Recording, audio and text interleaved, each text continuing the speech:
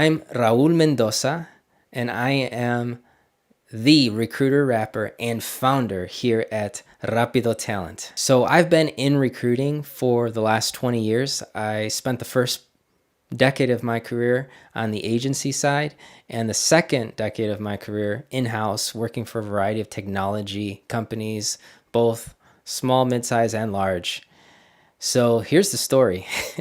I live in Kenosha, Wisconsin, and this would have been 20 years ago now. I was planning on going to college.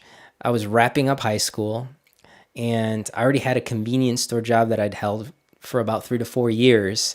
And I thought to myself, as I was heading towards the end of the school year, I got to get another job. I got to make some more money. I got to take care of bills. I got to make sure I have my financial situation taken care of so I can be an adult and take care of the cost of my schooling and also take care of my life, right? Living expenses, all that good stuff. So had my convenience store job, and I thought, you know what other kind of jobs can I get that would help me and what I'm trying to accomplish here and getting myself financially responsible. So I stepped into a staffing company, a light industrial manufacturing staffing company here in Kenosha. And I thought, you know what? How about doing some temp work for the summer in addition to the work that I was already doing? So I stepped into that agency, and as I was filling out my application, I was talking to the front desk person, and they said, "Hey, we've got a receptionist position available. We're looking for someone that's bilingual." And I thought to myself, "Hey, that's me. Yo hablo español. Ero completamente bilingüe."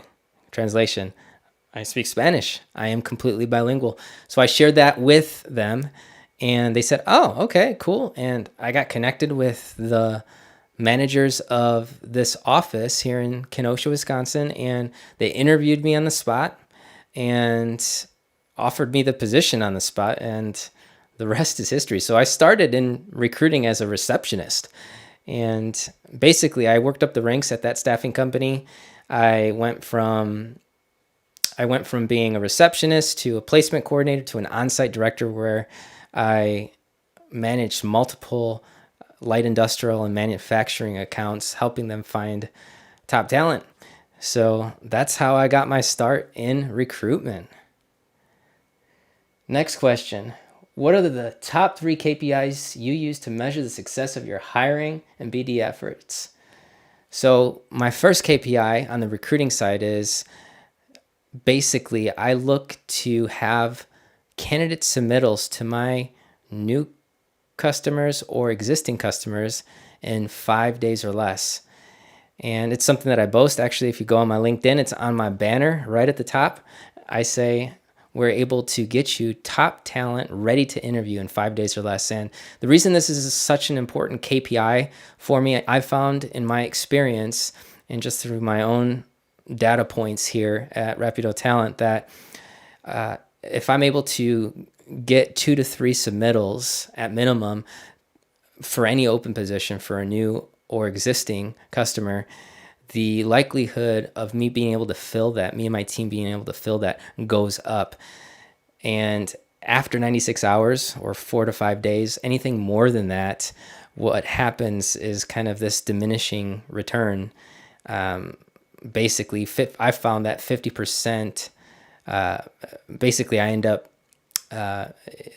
if it takes any more time than that, it's kind of a diminishing return. So I found that the likelihood of being able to fill that position successfully goes down by 50%. So me being able to do it within those first 96 hours, me and my team, we found that that is a quality measure that we want to track, and we want to make sure that we are on point with new and existing customers and new positions that we get from existing customers. We want to make sure that we have strong candidate submittals in 96 hours or 5 days or less, ready to interview, ready to rock. So that's my first KPI. My second KPI that I look to track is I'm looking to connect and have either virtual or in-person connections with or meetings, virtual or in-person meetings with 1 to 2 prospects a week. So there's a lot of activity behind the scenes on what gets me to that number. But that is something that I track on a weekly basis. I do whatever activity is needed on a week-to-week basis to ensure that I have 1 to 2 connections with prospects and basically folks that are, in my target zone in terms of customers, and looking to connect with those types of individuals and organizations on a weekly basis. So that's the second KPI. And the third KPI that I track is number of networking events a month, which I look to target anywhere between 1 to 3 a month. And these are target rich environments for new talent and also for new customers. From a customer acquisition perspective, I've found that networking events are tremendous if they're the right ones, as well as for candidates. So I'm always looking here regionally, locally, nationally at events that I can attend that are target rich environments where I could connect with my next customer or my next candidate. So those are my 3 KPIs. Next question. How do you stay up to date on the latest trends and technologies in the recruiting industry? For me, it's LinkedIn. I leverage LinkedIn significantly, not only from a networking perspective, but also just to stay up on the latest and greatest trends. I follow some key folks in the space in my particular areas of recruitment, as well as in the particular areas where I look to connect with customers. I follow up. I sign up for newsletters. I also sign up for industry articles, and that I can get right into my inbox and stay up to date that way. And usually that is the starting point for me to do any kind of more due diligence or research into what's happening in a particular area with a particular kind of technology, or with a business that maybe is going through some significant transformation. Basically, LinkedIn is kind of that doorway or channel, that first doorway or channel that I step through to get that kind of information and stay up to date.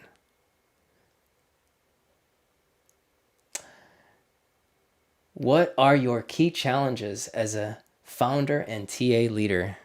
Well, there are many. There are so many. But to answer the question, what are my key challenges? I would say number 1, customer acquisition. That's just ongoing. As a small boutique talent acquisition recruiting firm, we're always selling. We're always reaching out. We're always coming up with strategies to connect and target new prospects and customers and future clients. That's huge. So that's one side of the coin. The other side of the coin is attracting top talent. So it's just as rigorous as trying to target and attract and retain new customers. And especially now, things are moving so quickly. Technology has enabled us to do things that weren't possible before. So we have to stay up on our game. So it's those 2 things are challenging: finding top talent and getting them through a process quickly of consideration, of vetting, getting them through an interview process, and then getting them through to an offer if they are a top talent and a high performer. And doing that with expediency, in rapido speed, as I like to say, and also with quality in mind. That is huge. So customer acquisition and attracting, retaining, and developing top talent, high performers in today's market, with how quickly things are moving and evolving, is an ongoing challenge that requires ongoing strategies and ideas and different ways to kind of solve that problem, right? So yeah, those are my key challenges. But I am up for the challenge. What are the most promising ways that AI is changing the recruiting landscape? Well, let me just say this. I've never had more fun in talent acquisition and recruiting than in my 20 years that I'm having right now. Yes, It's customer acquisition and sales, and getting new clients is difficult. Yes, attracting, retaining, and developing top talent for my current customers and future prospects is challenging. But AI has done so much for the space, from automation to interviewing. It has allowed me to focus on the things that I do best, which is connecting with top talent. Recruiting is all about relationship. It doesn't matter how high tech recruiting gets, it's always going to be about that human connection. AI and new technologies that have come into play here in our space have allowed me to focus on the things that matter most, which is making that connection with top talent and making that significant connection with also future customers. So it allows me to be more present in interviewing. Now I use AI for note taking, so I don't have to worry about taking notes vigorously during an intro call with a future client or future candidate. So I'm able to be more present and focus on building relationship, building rapport, building trust, and really honing in and listening to the pain points for my customers and the dreams of my candidates and what they're looking to get into in terms of satisfying, fulfilling work. So AI has been incredible from a note-taking perspective, from operationalizing a business and taking care of those administrative functions that can suck the life out of our work. Now we don't have to, because we have this amazing suite of technologies that we can tap into and use to allow us to be more strategic and also be more present in solving the problems that our clients and customers have, and really kind of tap into those desires of our candidates and get them that satisfying employment that they're looking for. Hope that answers the question. All right. So what does your tech stack look like, and how is it impacting your speed of hiring? Man, oh man. Like I said before, I've never had more fun recruiting as I am having now in my 20 plus years. My tech stack, number one, Recruiterflow. That is my electronic Rolodex. That is my outbound and inbound, my outbound messaging tool, from using campaigns and recipes. Love it. It's incredible. I can create some targeted messaging to specific customers and prospects, or from a candidate perspective, targeted, crafted messaging to target top talent in a particular niche, and set it up, set the parameters, and let it rip. I mean, it's fantastic. It's my ATS, and it's also my CRM in terms of managing relationships with customers all in one. It connects into LinkedIn. It connects into other platforms. Absolutely love it. Game changer. So much fun. That's why I like to flow about it. That's why I rap about Recruiter Flow, because you make my business flow. You know what I mean? The recruiter rapper. Yeah, I might start flowing right now. So Recruiter Flow, number one. I use Better Leap as well, from a contact enrichment perspective. It also it connects nicely with the software. So with my Recruiter Flow, so Better Leap has been fantastic. Again, further improving my speed and capability, being able to identify talent on platforms like LinkedIn and be able to pull them into Recruiter Flow quickly and efficiently. I mean, what used to take 3 to 4 hours from a sourcing perspective has been cut in half. It's just, I can do more in an hour than I used to do in 4 hours. And between Recruiter Flow and Better Leap, from a contact and information enrichment perspective, and being able to get that information and Recruiterflow also has that, which is fantastic. It's very powerful. So I kind of go between both. I use the information enrichment component in Recruiterflow from time to time, and also the one in BetterLeap. I know that BetterLeap has poured a lot of dollars and investment into that piece of their technology, so I tend to spend a little more time there with them in that technology. But man, I love that these technologies communicate, and I'm able to pull in candidates from BetterLeap into Recruiterflow and just track all of my activities. It's never been easier. And then last but not least, MetaView. I use MetaView as my AI note taker. Love it. Again, it connects into BetterLeap. I'm able to be present on my candidate calls. I'm able to be present on my client calls. Love it. It just takes care of that administrative burden of taking notes. I can just talk. I can just connect. I can just listen in, look at those key features of a conversation and really make sure that I'm listening into those pain points of my customer and those dream points of my candidates and what they're looking for in their next employment. So that's my stack. Recruiterflow. How are you using recipes and automation in your hiring workflows, and what impact have you seen after implementing it? Again, in Recruiterflow and in I use it mainly for my recruiting activities in Recruiterflow.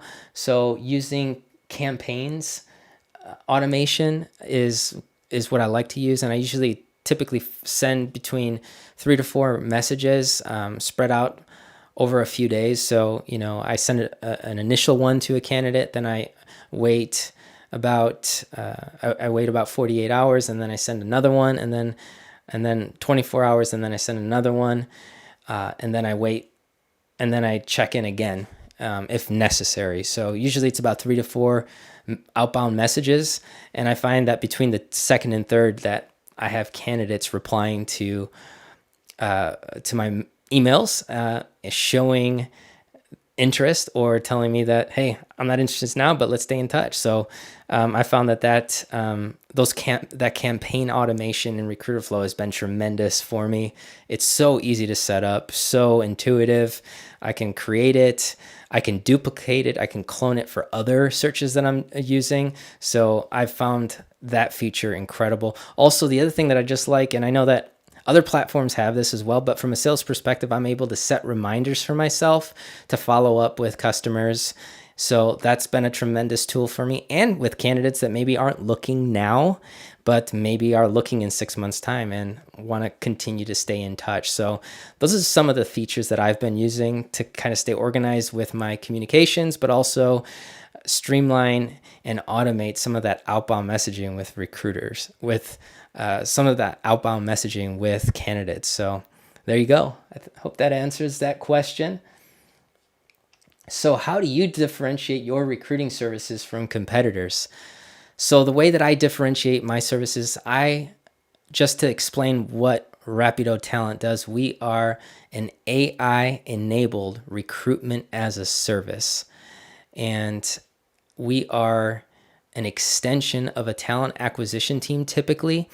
And we're not a contingent recruiter, so we're not a fee-oriented type of business where we're collecting fees or finders fees for a particular role. So we work on a monthly basis with clients, and they provide us with a flat fee on a monthly basis to work on unlimited positions. I mean, we've got the capability to work on anywhere from 1 to 10 to really either be that kind of extension of your recruiting team. So, say for instance, you need kind of a recruiter to kind of run a full desk, we can do that for you. So not only can we manage the relationships with the hiring managers, but we can also tap into passive talent in the market and get them on the hook, engage them, attract them, and get them interested in the opportunities that our customers are looking to fill. So basically, to explain again, we are a recruitment as a service company, an AI-enabled recruitment as a service company, And we have 3, 6, and 12-month terms. We can work on anywhere from 1 to unlimited positions. We're an extension of a talent acquisition team. And typically we target those hard to fill positions. Or I have a lot of customers that are very future thinking, and they are looking to diversify their slates of candidates. Maybe they have a lot of good inbound candidates coming through, but the way we can help is we can, tap into that passive talent pool. Whereas most of these talent acquisition functions in-house, they don't have time. They're just dealing with stakeholders, and they're providing customer service and follow-up and kind of that stakeholder management piece. So they don't have time to do passive talent search. We do here at Rapido Talent. So we can be your full cycle recruiter. We can be your sourcing partner, and we can flow between both of those, really working on anywhere from 1 to really unlimited positions. I have a network of recruiting relationships that I've formed over my 20 years in recruitment, where I can tap in, bring in recruiters to work on projects, or engagements is what we call them, and really using our technologies and our proprietary process to get our customers phenomenal results. So that's what we do. We are an AI-enabled recruitment as a service, and we function on 3, 6, 12-month engagements on anywhere from 1 to unlimited positions, being that extension of your talent acquisition team, or just being a full cycle recruiter focused on that stakeholder management as a part of your team, but also focusing in on that sourcing piece and targeting passive talent that maybe aren't looking, but we get them on the hook and we can get them attracted and connected to the position that our customers looking to fill, our clients looking to fill. So there you go. That's what we do.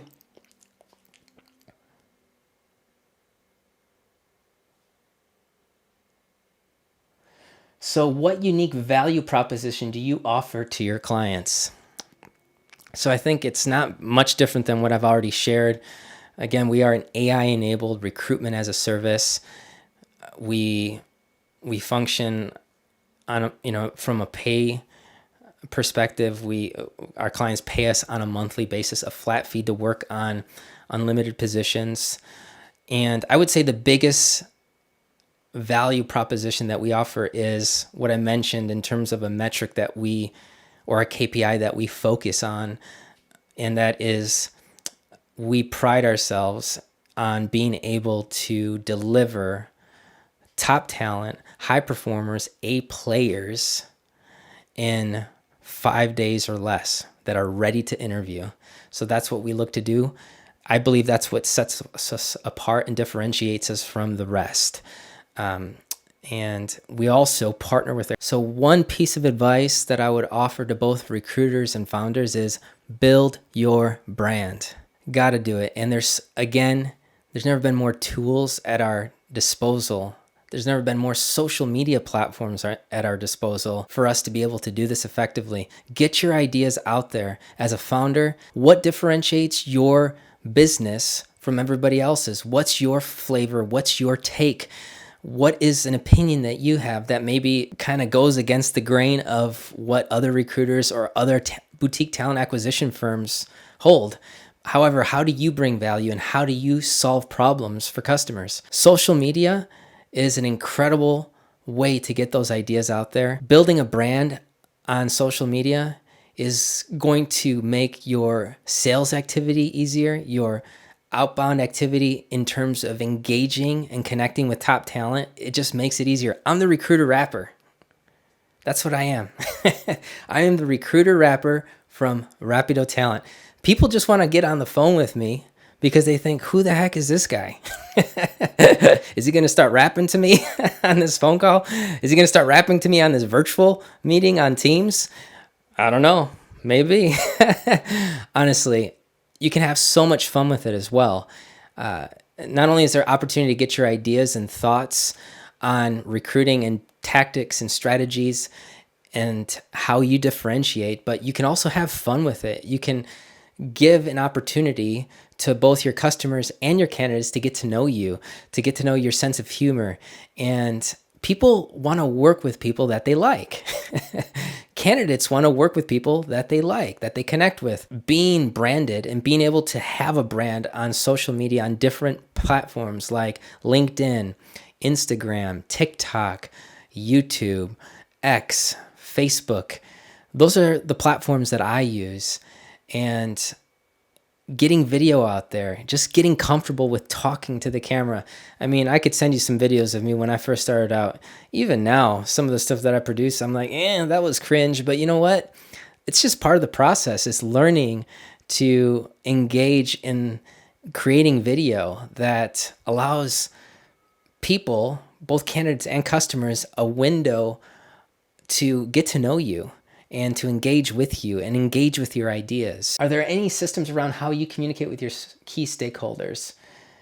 So I kind of already answered some of this question in previous questions, that it's all about communication.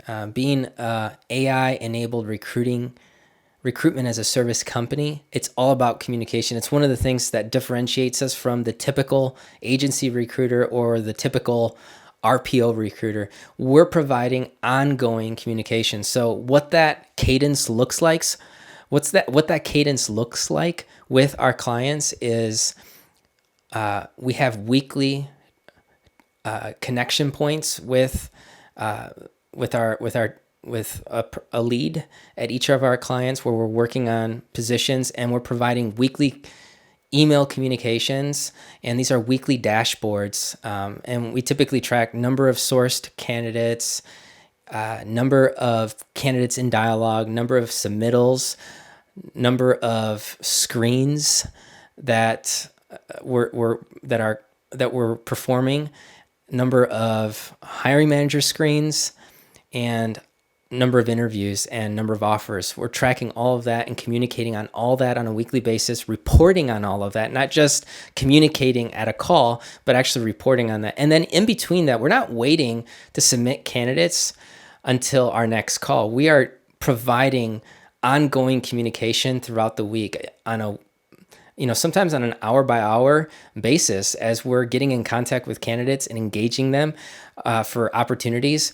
We're submitting those candidates right away. We're providing that communication. We're providing that overview summary of that candidate, and then we go ahead at our checkpoint calls on a weekly basis, and we discuss the activities of the prior week. We discuss the challenges that we faced, and we discuss different solutions that we came up for different problems. But again, we're also having regular, frequent touch points, albeit shorter connecting points during the week. We're having ongoing communication with our customers, and that's what sets us apart. That's how we build partnership, and that's how we build trust. So weekly dashboard communications, weekly checkpoint communications with recruiting leads at our customers.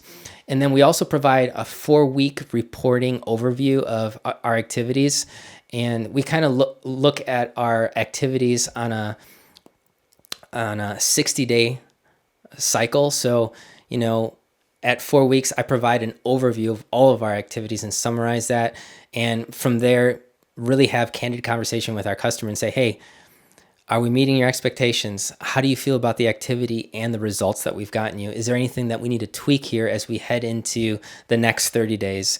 So we really try to make sure that everything's dialed in within the first 60 days of our work with a new, in particular with a new client. The first 60 days are critical. We want to build that trust and really get those essential results for them that we were looking for, that we set out to get for them early on, and basically, really look to knock their socks off. I mean, that's the first 60 days are critical. How do you build culture and engagement on your team?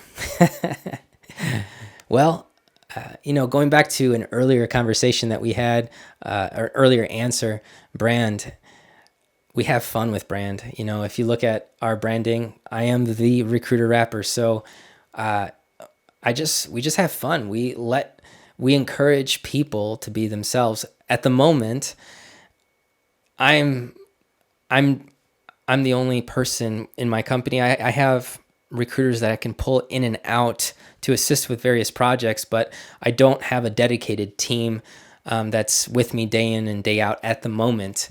I've got a marketer right now that helps me with some of my marketing efforts, and I've got a couple part-time recruiters that I can pull on, but we don't necessarily have an ongoing culture at this point in time.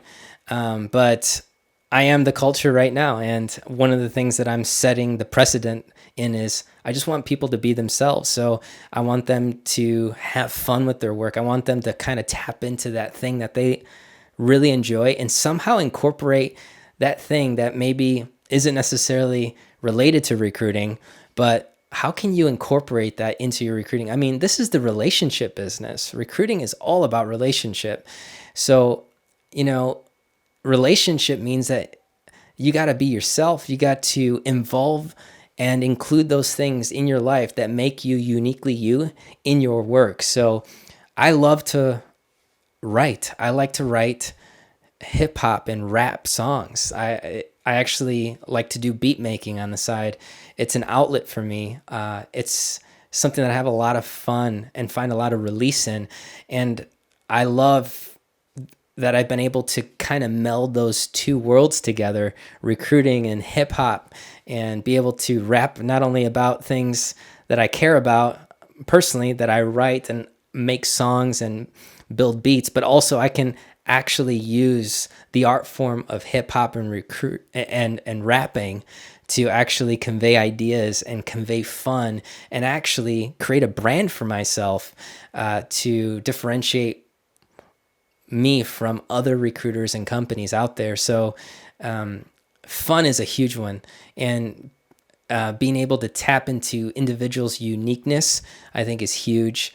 Somehow incorporating those things that can seem different or part of our life outside of our work in recruiting. How can we weave those things together?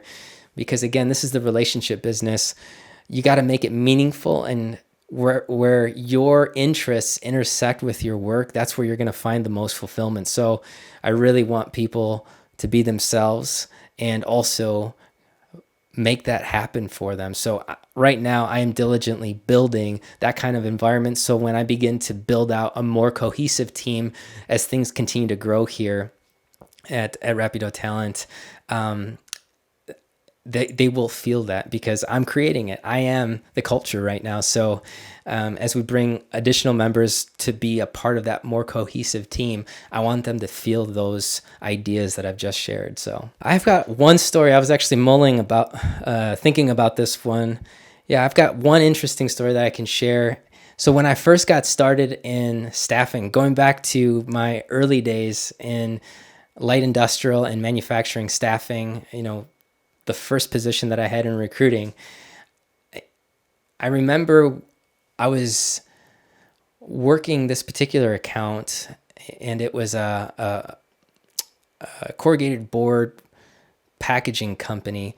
And, so I was hiring assemblers, I was hiring supervisors and shift leads and all this kind of stuff. And it grew to be a pretty substantial account from just having about 10 temp workers to over 400. And I remember we got to the point where we just kind of, we just were running out of talent that we can tap into locally.